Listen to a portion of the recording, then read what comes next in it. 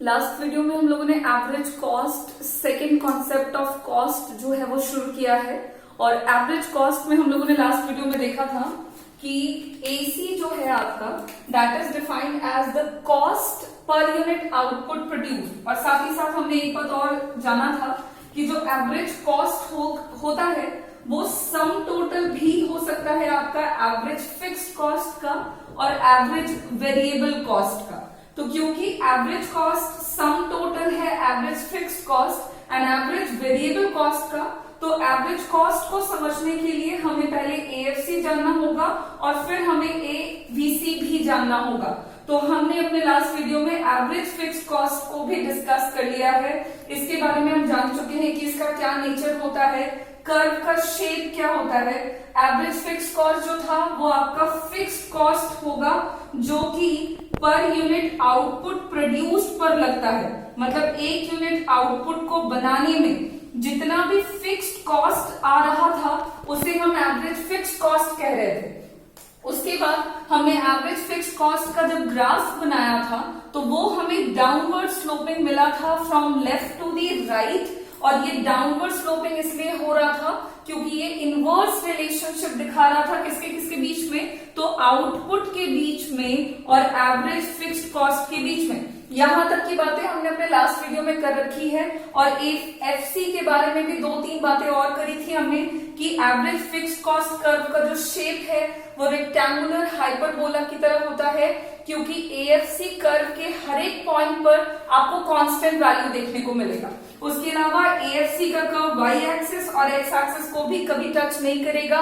क्यों नहीं करेगा, ये सारी बातें हमने अपनी पिछली वीडियो में डिस्कस कर रखी है। अब देखो, आज यहाँ पे हम लोग ये एवीसी यानी कि एवरेज वेरिएबल कॉस्ट को डिस्कस करेंगे ताकि फिर इन दोनों की मदद से हम एवरेज कॉस्ट को अगले आने वाले वीडियो में समझेंगे। तो चलो शुरू करेंगे। एवरेज वेरिएबल कॉस्ट का क्या मतलब है और उसके भी नेचर के बारे में समझेंगे with the help of a table and a diagram. अब देखो, एवरेज वेरिएबल कॉस्ट जिसे हम एवीसी से भी डिनोट करते हैं, इसका भी बहुत ही सिंपल सा मतलब है।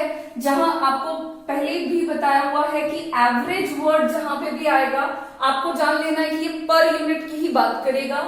और यहाँ पे हम एवरेज वेरिएबल कॉस्ट की बात करेंगे तो इसका क्या मतलब होगा, जरा पहले डेफिनेशन पढ़ लें फिर मीनिंग समझेंगे। It refers to the total variable cost per unit output produced. मतलब एक लाइन में ये खत्म हो गया कि पर यूनिट आउटपुट को प्रोड्यूस करने में जितना भी वेरिएबल कॉस्ट लगेगा हम उसे सिंपली कहेंगे एवरेज वेरिएबल कॉस्ट। मतलब एक यूनिट आउटपुट को जो आप प्रोड्यूस कर रहे हैं तो उसके प्रोडक्शन में जो भी टोटल वेरिएबल कॉस्ट इंकर किया जाता है बाय द प्रोड्यूसर उसे हम एवरेज वेरिएबल कॉस्ट कहते हैं। सिंबॉलिकली हम कैसे दिखा सकते हैं एवरेज वेरिएबल कॉस्ट को, या फॉर्मूला क्या हो सकता है, तो एबीसी को आप निकाल सकते हैं कैसे, तो जितना भी टोटल अमाउंट ऑफ आउटपुट आपने जो बनाया है, the total amount of output that has been produced by the producer, तो जितना भी आउटपुट आपने प्रोड्यूस किया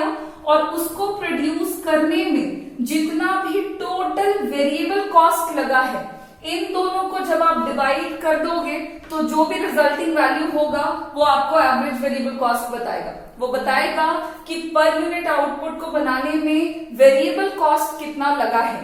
अच्छा, और इसको कैसे निकाल सकते हैं, मान लेते हैं हमारे पास एवरेज वेरिएबल कॉस्ट नहीं है और आउटपुट प्रोड्यूस भी क्वेश्चन में नहीं दिया हुआ है और फिर भी हमें एबीसी निकालना है, एवरेज वेरिएबल कॉस्ट हमको निकालना है, तो कैसे निकाल सकते हैं, तो एवरेज वेरिएबल कॉस्ट को आप सिंपली निकाल सकते हो जब आप एवरेज कॉस्ट में से एवरेज फिक्स्ड कॉस्ट को सब्सट्रैक्ट कर देंगे तो आपको एवरेज वेरिएबल कॉस्ट मिल जाएगा। ये कहां से आ गया है, तो ये आया है आपका क्योंकि एवरेज कॉस्ट होता है sum total of average fixed cost and average variable cost. तो अगर हमें एवरेज वेरिएबल कॉस्ट निकालना है तो क्या हम एसी में से एएफसी को सब्सट्रैक्ट कर सकते हैं, बिल्कुल कर सकते हैं और हमें एवरेज वेरिएबल कॉस्ट मिल जाएगा। तो ये दो फॉर्मूला हो सकते हैं आपके अकॉर्डिंग टू द इंफॉर्मेशन। आप कोई भी फॉर्मूला यूज करके एवरेज वेरिएबल कॉस्ट का वैल्यू निकाल सकते हैं। अब चलो आगे देखते हैं कि एवरेज वेरिएबल कॉस्ट के नेचर को और अच्छे से समझने के लिए इसका बिहेवियर कैसा होता है हम बनाएंगे एक टेबल और फिर चलेंगे इसके ग्राफ पे। देखो, यहाँ पे हमने टेबल ड्रॉ किया है, एक शेड्यूल बनाया है एवरेज वेरिएबल कॉस्ट का। क्या है, तो आउटपुट लिया है जिसे हम यूनिट्स में मेजर कर रहे हैं। यहाँ पे टोटल वेरिएबल कॉस्ट भी लिया है जो रुपीस में मेजर होगा, और एवरेज वेरिएबल कॉस्ट है जो ऑफ कोर्स रुपीस में मेजर होगा। और एबीसी को हम यहाँ पे निकालेंगे टीवीसी को आउटपुट से डिवाइड करके। क्यू जो है ये आउटपुट प्रोड्यूस को शो करेगा। ठीक है, अब देखिए आउटपुट का प्रोडक्शन हम 0 से 10 यूनिट्स तक ले रहे हैं। 0 से शुरू करते हुए ये धीरे धीरे बढ़ता चला जाएगा और हमने 10 यूनिट्स तक लिया हुआ है। यहाँ पे टोटल वेरिएबल कॉस्ट का वही वैल्यू है जो हमने कुछ पिछले वीडियोस में यूज किया है। जब 0 है प्रोडक्शन तो टोटल वेरिएबल कॉस्ट भी 0 होता है। हम ये ऑलरेडी डिस्कस कर चुके हैं कि टोटल वेरिएबल कॉस्ट आपके आउटपुट के प्रोडक्शन के साथ चेंज होता है। जैसे जैसे आप आउटपुट के प्रोडक्शन को बढ़ाते हैं टोटल वेरिएबल कॉस्ट भी बढ़ता चला जाता है, और जैसे जैसे आप आउटपुट के प्रोडक्शन को कम करेंगे आपका जो टोटल वेरिएबल कॉस्ट है वो भी क्या होगा, कम होता चला जाएगा। तो यहाँ पे आपका 0 पर टोटल वेरिएबल कॉस्ट 0 है। जब 1 है प्रोडक्शन मतलब 1 यूनिट हो रहा है आउटपुट का production, then total variable cost 10 है, और 2 पे 18, और इसी तरह से ये बढ़ता चला गया है। अब चलो तो एवरेज वेरिएबल कॉस्ट का वैल्यू निकालते हैं। 0 डिवाइडेड बाय 0 आपको कुछ नहीं मिलने वाला है, it's indeterminate, you can't define कि 0 बाय 0 क्या होगा, तो यहाँ पे इसको डैश पे रहने दिया। अब दोबारा निकालेंगे 1 यूनिट पर कितना है एबीसी, तो 10 divided by 1 is equals to 10। Similarly 18 divided by 2 आपका आ गया 9। 24 divided by 3 is equals to 8। 28 divided by 4 is equals to 7। 32 को आप 5 से डिवाइड करोगे then 6.4। 38 by 6 is equals to 6.3. 46 by 7 is equals to 6.6.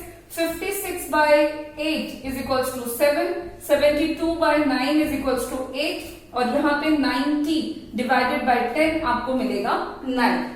अब यहाँ पे हमने टोटल वेरिएबल कॉस्ट को total number of output produce से डिवाइड करते हुए एवरेज वेरिएबल कॉस्ट का वैल्यू निकाल लिया है। और अब आपको एवरेज वेरिएबल कॉस्ट का थोड़ा नेचर समझ में आएगा। जरा देखो तो क्या हो रहा है। स्टार्टिंग में आपका एवरेज वेरिएबल कॉस्ट का जो वैल्यू है वो डिक्रीज कर रहा है। शुरुआत में ये घट रहा है, देखना जरा 1 यूनिट से लेकर के 6 यूनिट तक आपका एवरेज वेरिएबल कॉस्ट का जो वैल्यू है वो घटता चला गया है। ठीक है, और फिर 7th यूनिट से क्या हो रहा है, उसके बाद 7th यूनिट से लेकर के आपने जैसे जैसे 10 यूनिट्स तक आउटपुट का प्रोडक्शन बढ़ाया है, आपका जो एवरेज वेरिएबल कॉस्ट का वैल्यू है वो फिर आपका धीरे धीरे बढ़ना शुरू कर चुका है। मतलब यहाँ पे स्टार्टिंग में एवरेज वेरिएबल कॉस्ट घटता है और फिर कुछ वक्त के बाद ये इवेंचुअली बढ़ना शुरू कर देता है।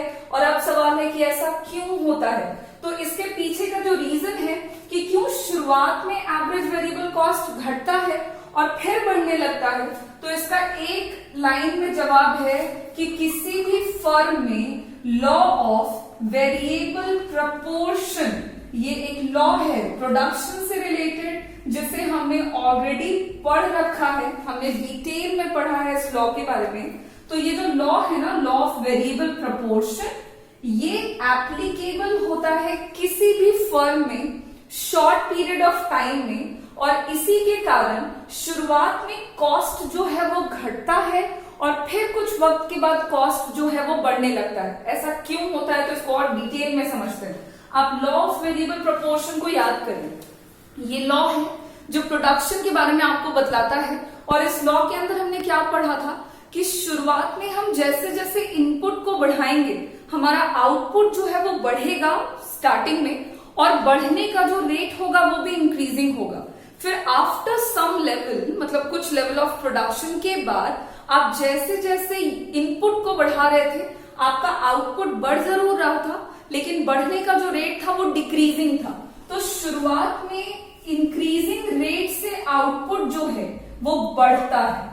अब ये इंक्रीजिंग रेट से बढ़ने का क्या मतलब है कि इनपुट को जिस रेट से बढ़ा रहे हैं आउटपुट बढ़ रहा है, लेकिन आउटपुट इंक्रीजिंग रेट से बढ़ रहा है, मतलब फर्म को फायदा हो रहा है।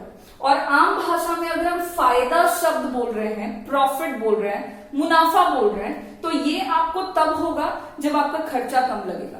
तो शुरुआत में देखो फर्म का जो कॉस्ट है वो घटता है, क्योंकि फर्म में इंक्रीजिंग रिटर्न्स लागू हो रहा होता है। मतलब इनपुट के बढ़ाने पर आउटपुट बढ़ता है, लेकिन कौन से रेट से? इंक्रीजिंग रेट से। और उसके बाद क्या होता है कि फर्म में डिक्रीजिंग रिटर्न्स लागू हो जाता है। डिक्रीजिंग रिटर्न्स बोलने का मतलब क्या हुआ? तो इसका मतलब हुआ कि हम इनपुट को बढ़ा तो रहे हैं, आउटपुट तो हमारा जाहिर है बढ़ेगा, लेकिन आउटपुट के बढ़ने का जो रेट होगा वो डिक्रीजिंग होगा।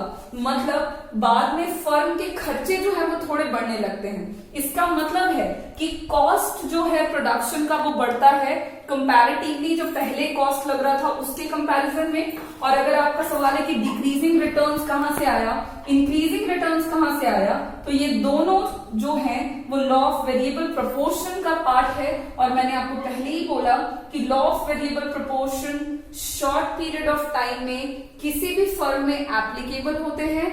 उसके कारण शुरुआत में कॉस्ट घटता है और फिर जो कॉस्ट है वो आपका बढ़ने लगता है। तो यहाँ पे हमने टेबल से एवरेज वेरिएबल कॉस्ट के नेचर को ऑलमोस्ट समझ लिया है। अब जो थोड़ा सा बच गया है वो हम इसके ग्राफ से समझ लेंगे। अब यहाँ पे हमने ग्राफ ड्रॉ किया है, जरा देखिएगा। वाई एक्सिस पे हमने एवरेज वेरिएबल कॉस्ट को दिखाया है जो रुपीज में मेजर हो रहा है। एक्स एक्सिस पे हम आउटपुट का प्रोडक्शन ले रहे हैं जो यूनिट्स में मेजर कर रहे हैं, ठीक है। यहाँ पे ओरिजिन है एंड देन हमने आउटपुट को 1 से 10 यूनिट्स तक दिखाया है, और जो आपका एवरेज वेरिएबल कॉस्ट है उसे हमने दो के गैप में लिया है 12 तक। अब देखो ग्राफ कैसे बनाते हैं, तो वही नॉर्मल सा रूल है। 1 यूनिट पे देखेंगे कि कितना है एवरेज वेरिएबल कॉस्ट, तो 1 पे है कितना? 10, यानी कि दोनों का कॉमन पॉइंट यहाँ पे हम 1 देखेंगे एंड देन आप यहाँ पे 10 देखोगे, दोनों का कॉमन पॉइंट ये है। फिर 2 पे कितना है? तो 9। 2 पे आप देखो तो 2 पे यहाँ पे बनता है 9, कॉमन पॉइंट ये रहा। फिर देखते जाइएगा 3 पे है आपका कितना? 8, तो 3 पे यहाँ 8, दोनों का कॉमन पॉइंट ये रहा।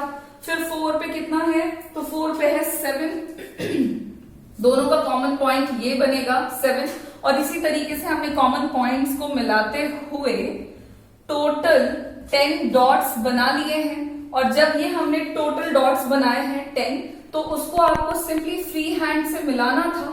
और जब हमने इसको फ्री हैंड से मिला दिया तो हमें एक यू शेप बनाता हुआ कर्व मिला है। ये यू शेप है, थोड़ा फ्लैटर है बट ये यू है। ये एवरेज वेरिएबल कॉस्ट कर्व को दिखा रहा है। और एवरेज वेरिएबल कॉस्ट जो कर्व है वो यू शेप बनाता है। सवाल अगर पूछे कि क्यों बनाता है यू शेप, तो आपको एक लाइन में जवाब देना है कि because of the operation of law of variable proportion. जैसा कि हम जानते हैं कि लॉ ऑफ वेरिएबल प्रोपोर्शन जो है वो ऑपरेटिव होता है, वो एप्लीकेबल होता है किसी भी फर्म में, और इसके कारण शुरुआत में कॉस्ट जो है वो घटता है और डिक्रीज करता हुआ वैल्यू आपको डाउनवर्ड स्लोपिंग दिख रहा है। और फिर कुछ लेवल ऑफ प्रोडक्शन के बाद जो कॉस्ट है वो हमारा बढ़ना शुरू हो जाता है, जिसके कारण कॉस्ट कर्व अपवर्ड जाना शुरू हो गया है। और downward sloping and upward sloping curve को जब हमने मिला दिया तो ये हमें एक यू शेप बनाता हुआ कर्व मिल रहा है। And this is all about the average variable cost curve, ठीक है। तो यहाँ पे हमने आज इस वीडियो में एवरेज वेरिएबल कॉस्ट के नेचर को समझा है, मीनिंग जान लिया है एक लाइन में, बहुत ही सिंपल। पर यूनिट आउटपुट को बनाने का जो भी वेरिएबल कॉस्ट है एवरेज वेरिएबल कॉस्ट है। इसका 2 फॉर्मूला हो सकता है, 2 सिंबॉलिक फॉर्म हो सकते हैं, आप दोनों याद रखेंगे। इसके टेबल से हमको पता चल गया कि शुरुआत में एबीसी घटेगा और फिर बढ़ना शुरू होगा। क्यों? क्योंकि लॉ ऑफ वेरिएबल प्रोपोर्शन लागू होता है। और फिर हमने बनाया इसका कर्व जो कि कौन से शेप का है, तो U shape. Why? Because of the operation of law of variable proportion.